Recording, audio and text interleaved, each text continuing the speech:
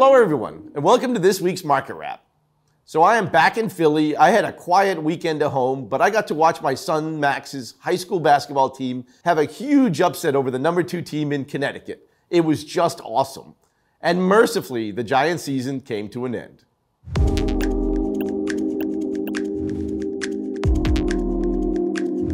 So 3 pieces I love this week, and I found myself going back to the basics with Patek, Lange, and Rolex. And the first piece we're going to talk about is an amazing Patek Philippe, the 5236P. Now this was one of my favorite new intros of 2021. I think this is the first pre-owned one we've seen. Now this is a linear perpetual calendar which harks back to the 725 pocket watch of the 50s and 60s. Just the coolest pocket watch with this linear calendar across the top. I think this is the best of what Patek Philippe does. Why anyone would choose a 5711 over this beauty for the same money would just be crazy to me. Now the second piece we're going to talk about is an unpopular favorite of mine. It's the Grand Lange one Luminous. Now the 115029, it's the 41.9 millimeter Lange one. It's got a great black dial with lume. It's the poor man's lumen, but I think the interlocking dial threw a lot of people off. Some people didn't like the bigger size, but this is one of my favorite Langes. I think it's an amazing value. So last but certainly not least is a Rolex, the 124300-0006, the Rolex OP Tiffany 41. Now this piece was one of my favorite pieces when it first came out. I actually bought it for my wife. She loves it, wears it all the time. But since the result of the 5711 1A Tiffany, the watch has gone crazy and is posted at insane numbers. And to me, this is everything that's wrong with this market. It's a great watch. It's a $5,900 retail. It should not be a $40,000 watch, in my humble opinion. I may have to steal my wife's when she's not looking. The sad thing is she loves the watch, but I know if she knew it was really a $40,000 watch, she might not be comfortable wearing it to Stop and Shop.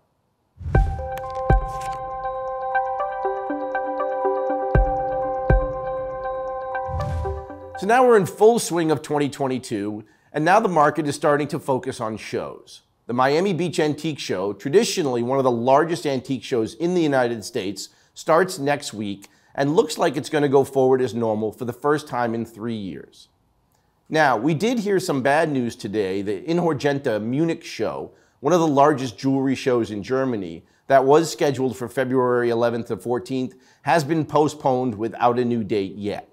Now, this has everyone in the watch industry looking at Watches and Wonders. Now, Watches and Wonders is scheduled to be in person for the first time in 3 years, and now many people are nervous whether Switzerland will allow this venue to go forward. Now, Watches and Wonders will feature all the major brands and is a very important show for the industry, but we will have to wait and see if they'll be able to welcome visitors from all over the world. I expect we will hear in the next few weeks, as the logistics of such a show are immense, and the builds the brands do are huge, so the lead times are extensive. So I expect we will have an answer by early February. Now, many people have asked me over the past year what effect the crypto market has had on the watch business, and do I feel like the rise of watch prices had anything to do with crypto's meteoric rise?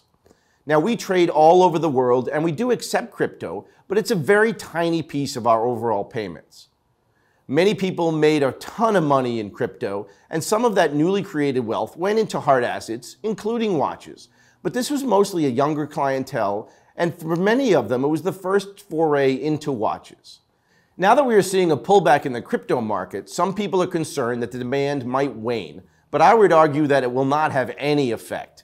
I think the demand has built up so much over the past year or two that a small portion of the market might not jump back in, but they did better in watches than they certainly did in crypto in the past few years. So I think the commitment to buying watches will continue for the foreseeable future.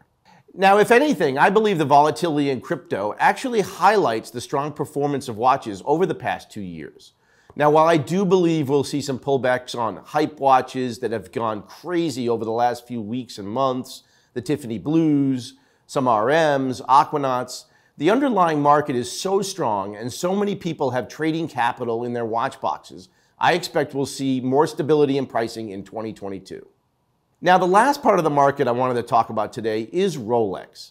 Now, I expected after an amazing 2021 and an incredibly strong December, we would see a quieter January and February. But apparently I was dead wrong. We have seen a run-up in Daytona prices, gold day dates, and all OP colors have gone on another run. I'm actually getting nervous at some of the levels of the OPs, especially the green and the yellow, which were second-tier performers, and they've both exploded in the last 2 weeks. Now it looks like Rolex Market is actually going to another level, which I did not feel was possible after an extraordinary 2021. So that was this week's Market Wrap. Stay tuned for a special episode, our 100th, on next week's Market Wrap.